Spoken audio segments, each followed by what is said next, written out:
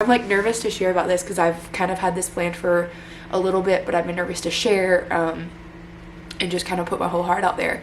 So through that, I remember there's journal entries, and there's a lot of faith experiences that I had that I would not have had I have not experienced that moment of Christianity. I think that's like the mountaintop experience a lot of people in their faith talk about, and until you experience your own version of that, you don't know what that is. And I think that's part of what God is testing me, is to step out of my comfort zone and just trust him. And so that's what I'm doing. So hi guys, welcome back to my channel. If you're new, welcome to my channel. My name's Hillary. I'm a mom to a 3-year-old named Sebastian and a 1-year-old named Zeb, and I have some exciting news to share with you guys.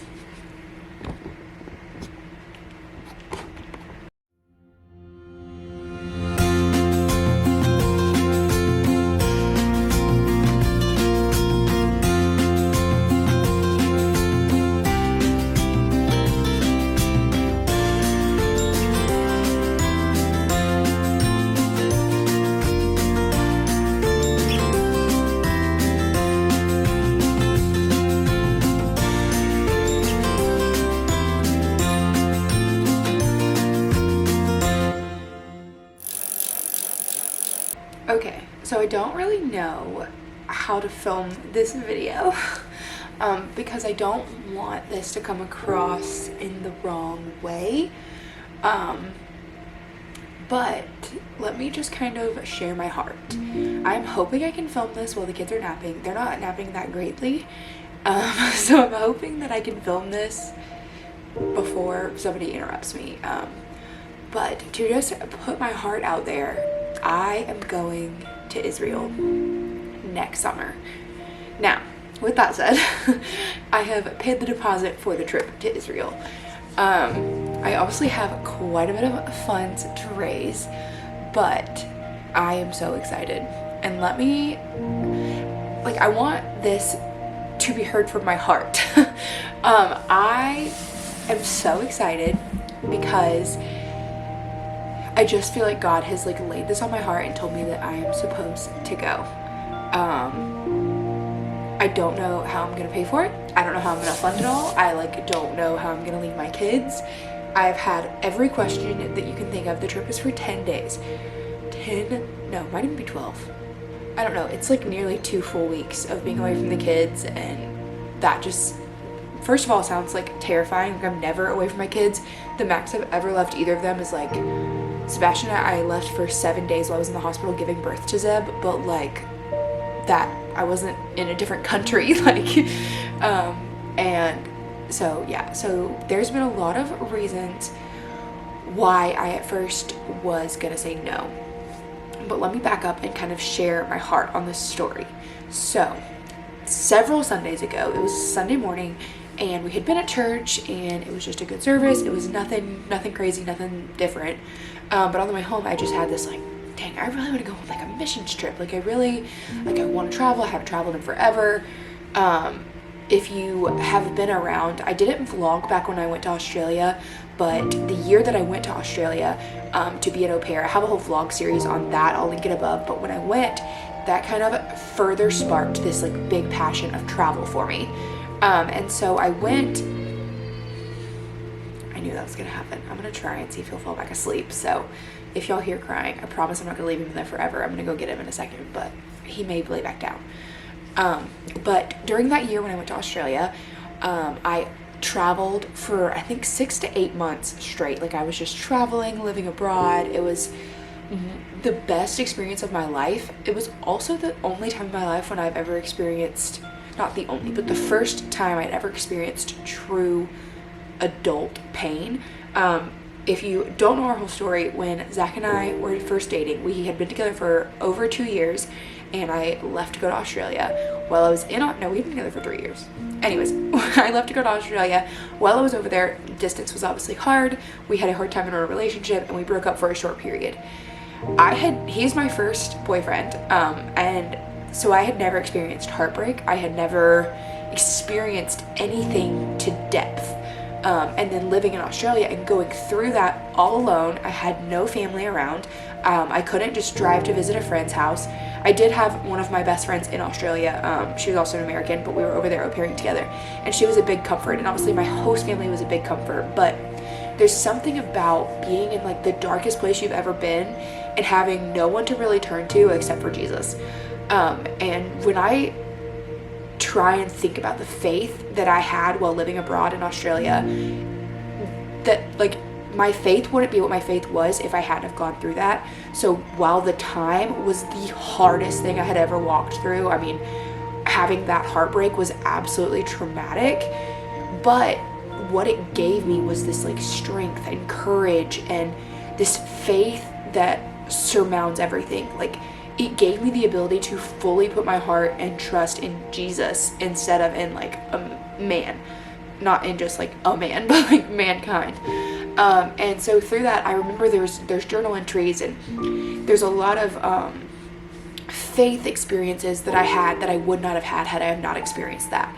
With that said, one of the number one things I think about in my faith is when Zach and I had just broken up, and I was going through a really hard time. And so there was one night, there was another girl who was really struggling with anxiety. She was from Italy, and me and her and then my other American friend all went out to a wine bar. We were sitting there, you know, casually hanging out, having a glass of wine, and she starts pouring her heart out to us, telling us that, you know, she's thinking about leaving, she's not going to stay. She was also an au pair, but she was so utterly homesick, she didn't think she could survive, and she was just having a very, very hard time. And I was like, girl, same. But in that moment, it wasn't about me, and she was not saved. She was not a faith believer. And in that moment, God whispered to me in this audible, and no, it wasn't actually audible, but it was in the sense of I heard him so clearly, so loudly, like it was audible to me, to pour my heart out. Y'all, I'm like shaking for sharing these stories. That's so crazy. I'm like nervous to share about this because I've kind of had this planned for a little bit, but I've been nervous to share, and just kind of put my whole heart out there. But yeah, anyways, in that moment, I remember just this feeling of like God spoke through me. And I remember just sharing that like the only comfort I'd had through this hard time I was walking through was my faith, and how like literally nothing else was touching the pain I was experiencing except for Jesus and his comfort. And through that experience, I was able to share the love of Jesus.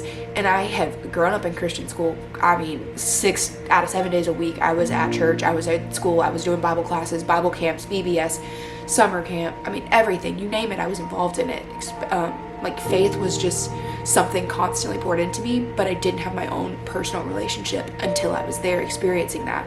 And this was the first time I had ever shared my faith with someone else. And that experience was what like pushed my relationship with Christ to a new depth. Having that moment of Christ speaking through you is something that like I can't explain, but that I yearn for. I yearn for that like relationship, that moment of Christianity. I think that's like the mountaintop experience a lot of people in their faith talk about, and until you experience your own version of that, you don't know what that is.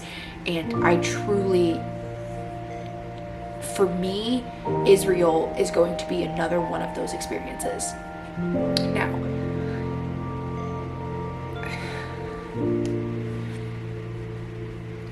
I'm not putting this video out there in a sense of, hey, give me money so I can go live like my dream. I really hope that my heart is in this and that you see my heart. I went to Greece for my senior trip and walked the walk where Paul walked. I mean, I saw Corinth, Athens, Greece. There were, you know, places in the Bible, Patmos Island. Like, I saw all these places on Paul's journey with Christ, where he preached and things like that. But I wasn't at a place to appreciate what I was witnessing in my faith. Again, this was senior year. I had never been anything. Zach and I had been together for like 4 months, you know, so like I hadn't experienced anything in my life to allow me to understand the gravity of what I was experiencing.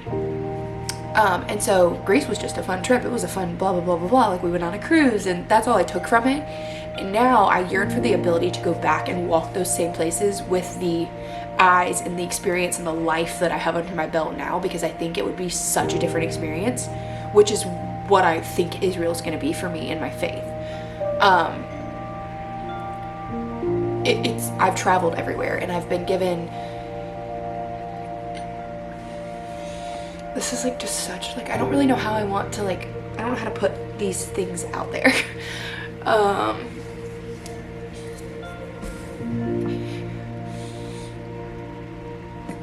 Is this a video of me just asking for money? No. Is this a video of me sharing my faith and how excited I am for the ability to grow my faith to new depths and to appreciate things? Absolutely. Does it mean that I also would utterly appreciate to the depths of, I don't even know if people were willing to help support me on this trip? Absolutely.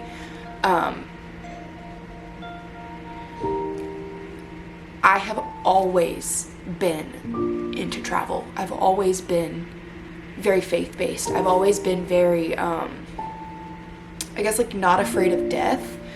But having kids, you see things so differently.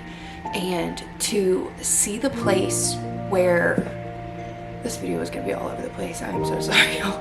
But to see the place where Mary went through all that she went through, like, I would not have appreciated something like that years ago. I think that's why I've had to not be able to travel for years. It's why I haven't been able to take my kids on international trips. It's, you know, like, I haven't been able to experience any of that. And I truly think part of that stems from I wouldn't have appreciated it. I am so thankful that I didn't have the chance to go to Israel before now. Like, I don't think I would have truly appreciated the things that I will get to witness when I am there. Seeing the place where Mary gave birth, you know, seeing Bethlehem, the stable, like, those kind of things as a mom, I can't even begin to explain how much that's going to mean to me to see. If nothing else, I would appreciate your prayers for my faith leading up to this point, as I continue to just pray and trust that God is going to use me in ways I can't explain. I ask for prayers for comfort and for figuring out all of the little details that I'm not letting hold me back, but that are obviously going to be challenging, like what to do with my kids for 2 weeks. Who's going to watch them while my husband works a full-time job? Like, obviously those are questions that we're going to have to figure out at a later date. So I ask for prayer for those things. And I also ask for prayer for, if you feel led to help me have this experience and help me grow my faith and help me, you know, on this journey, I would truly appreciate it. And I will leave the GoFundMe down below if you would like to donate it. Again, I am by no means asking for money. Like, I am, but like, oh, I hope you'll see my heart. Like, I really don't want, like, I'm not good at this. I literally have had the GoFundMe made for like a while, but I've been so scared to publish it or put this video out there because it feels so uncomfortable to ask for help. I'm not good at asking for help in anything. Ask anyone who knows me. They'll tell you I'm hard-headed. I'd rather do it myself. But obviously living on a single income, this is something that I feel I need help. And I also have been praying and asking Christ ways to ask for help. And it's not wrong to ask for help, is kind of what he's been leading me to, is that, you know, he'll give us the desires of our heart. Oh, I actually literally have it in a journal where I wrote something along these lines. I don't know where my journal is at the moment. I don't remember where I was at, but I vividly remember reading something where God was speaking to me saying, like, he will give you the desires of your heart, but if you don't put in the work, like, he's not going to just give it to you. You have to ask, and you have to practice, and you have to meditate on his word and grow with him and pray with him. And, you know, if you're doing your part, he will give back to you, but he doesn't just give without us working towards it. He does, but you know what I mean? But there was something I was reading in one of my devotionals that was very much along that, and it was just this comfort where I heard his voice telling me, like, it's okay to ask for help. It's okay to say, like, I really want to do this. Not everybody feels called to travel. Not everybody feels called to do things like this. Like, my YouTube channel is obviously very small. I don't have a giant platform, but who knows where even just this video is going to lead someone. Maybe they'll hear something from just the pieces of my story I've shared here that's going to lead them to ask more questions. And you know, there's so many things I could share and so many things I want to share and so many places I could use my platform for, even if it is small. So with that said, I would truly appreciate anyone who wants to help me fund this trip and all that it means. I know this is a little bit chaotic. I felt like I needed to just sit and talk and just kind of put my heart out there rather than like plan it all out. I could have made it more formal and like had A, B, C, D, E. Like I could have done that, but I felt like when you're asking people for money, they don't want to hear all of that kind of thing. They want to hear your heart. They want to hear like what they're donating to, what the benefit is, like what is the money actually going to be used for, which I don't even think I've shared all of that, y'all. I'm so, this is so uncomfortable. I will link down below the itinerary, so if you're curious where all we're going to Jordan and Israel, and I know we're going to see like the Nile River, not the Nile River, that's in Egypt, the Dead Sea, that's what I was trying to say, and there's just Bethlehem, like we're doing so many things, and I'll link that below as well as my GoFundMe. And like I said, if you feel led to help me on this trip, I would so appreciate it, but if not, then I just hope that you will pray for God to use me in whatever manner. One other random thing that I want to share is when I mentioned this to my mom for the first time and my grandmother, they were both like, "You're going alone? Like and I was like, well, I'm going with the church." And they were like, "You don't know anyone?" It's like, well, no, but I went to Australia all by myself and it was fine. Had the best faith experience of my life. I am very comfortable when I know people. I'm very shy when I don't. And I think that's part of what God is testing me, is to step out of my comfort zone and just trust Him. And so that's what I'm doing. So, yep, that's my news. This is my update. Zebby is screaming. I need to go get my baby, but yeah, the GoFundMe also has a whole lot more of the story typed out in things that I think make more sense than me rambling. But thank you guys for watching. Subscribe if you're not subscribed, because obviously when it becomes time for Israel, I'm totally going to vlog it and share those moments with you, and I cannot wait. So we also have another video coming with some more exciting news about Zach. Can y'all hear the shakiness in my voice? This is terrible. Why am I so nervous to talk to my camera? Anyways, thank you guys for watching, and I'll see you in the next one. Bye!